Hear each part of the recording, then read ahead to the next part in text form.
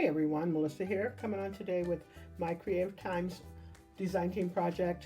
So today I decided to kind of focus on the Pretty Scallop large prim hearts, and I also used the layers for that, as well as the Cupid chocolate add-ons.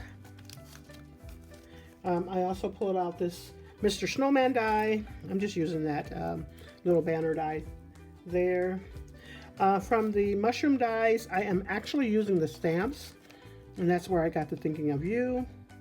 Hopefully you can see that. And then I also put out the 3.75 by 4.75 card base add-ons, as well as the card base. And then the paper that I'm using, it's the Pretty watercolors, and I'm using these two here. And here are my projects. I thought they turned out very pretty. Let me show you a little bit more close. So I did put some foam dots behind the bow just to pop it up a little bit, and I inked it up as well.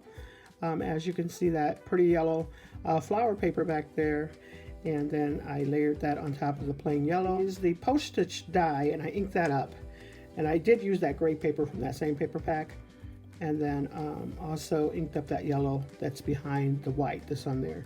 Several layers. I want to say it's like 4 layers on here, but really cute. I think it makes an impact. I love this banner die.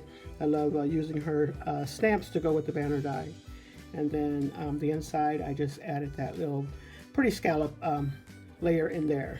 Really cute. And I did make a tag almost identical, or pretty much identical, to the card, but you can definitely put that on a bag and gift it. And then you can also add to and from on the back side, and I did add another layer on that set as well from the scallops hearts there.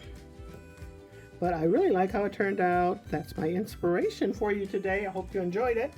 If you'd like to use my code, it's MOE for 10% off your total purchase, and on release weekends it's 15% off.